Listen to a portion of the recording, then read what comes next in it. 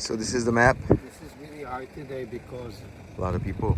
no, it's a lot of family. Yeah. Usually when I come here during the week, it's visitors, it's solidarity, missions and whatever. Today is a Shabbat, it's a weekend. I can tell the difference. These are not just visitors, these are families that are using the weekend to come for a visit.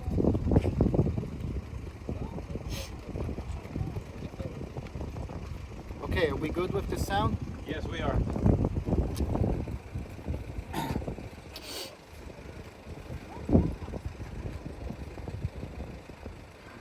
So my name is Danny, but everyone calls me Danny the Digger because I'm an archaeologist by education.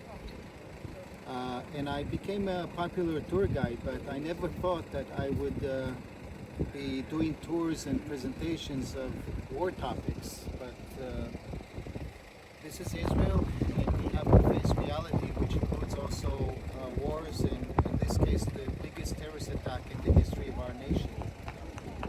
On October 6th and 7th, music festival production team decided to make a music festival just 5 kilometers away from Gaza in a big open field where the music all night long will not be disturbing anyone. And realizing it's close to Gaza, they went through all the process and got all the approvals from the army. The army said no, nothing, no threats and no problem.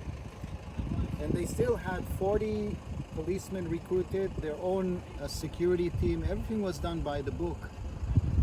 And everything seemed to be going well till 6:30 in the morning on October 7th, when people were dancing right here. This was the main dancing arena. The DJs were standing there behind this big sign. And everyone was having a good time with bars and drinks in the back and a little police headquarters over here and a few ambulances in the back, mostly prepared for a scenario of people drinking too much or smoking something too bad. But then the sirens started going on in the area. This is an open field. There are no bomb shelters, no sirens. I mean, now you have them, but not on that day. Right. But then they started seeing the rockets and the Iron Dome interceptions above their heads. People thought at first this is part of the party, it's the fireworks. Oh. But some people, and I'm mostly relying on the testimony of a friend of mine, a colleague, he's also related, his name is Amit Musai. He's a tour guide that was in the party. And he said, I saw the interception and I told people, these are not fireworks, these are rockets. Let's get out of here. And it took the head of the security a while to go up to the stage and shut the music down and tell everyone to clear, but many people didn't believe it at first. And a big technical problem is the map is showing the road is over here. This is the dancing area where we are now, but the cars were all parked in the woods. So in order to get to the road, they had to take the southern exit, middle exit, or a northern exit.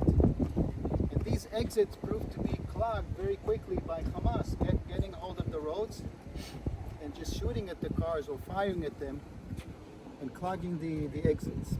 Moreover, those who did manage to escape in time just used the highway to head north, and many of them were killed on the road about 10 kilometers away from here. By Hamas waiting for them? The Hamas was waiting for anyone on the roads, mostly for military reinforcement that was going to go to the kibbutzim, but anyone on the road was targeted by them. Also those who escaped towards the south, which is towards the Egyptian border. But they were also waiting there with specific vehicles and machine guns, and then also light infantry with AK-47 against what? Against civilians, people that are just coming out of a party. And eventually the Hamas realized the volume of people that are stuck here, and they had communication. They had, I just got this information, they had pretty well operated communication, not just some walkie-talkie you order online. And they called many more people to say, look, there are a lot of people here that don't have where to hide. And it became a bloodbath. 260 people were murdered in this area.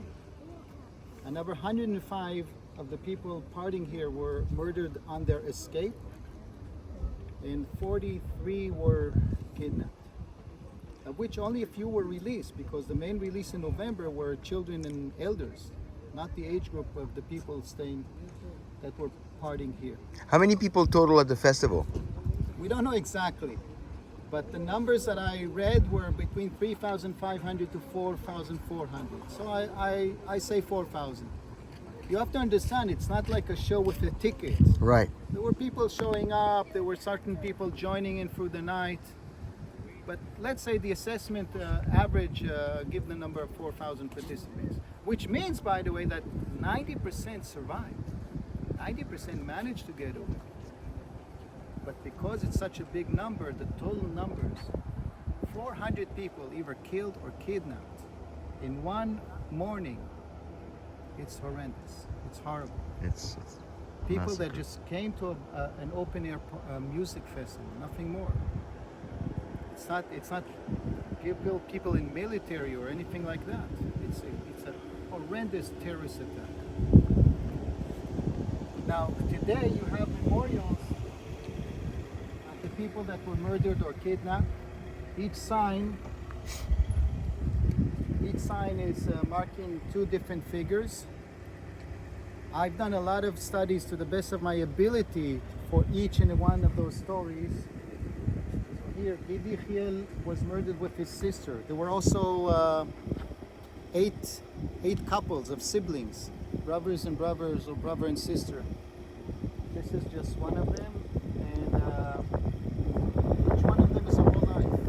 And again, this is a Shabbat, so a lot of the people here are not just visitors, but actually Family members. family members, yes, which is very hard for me to see.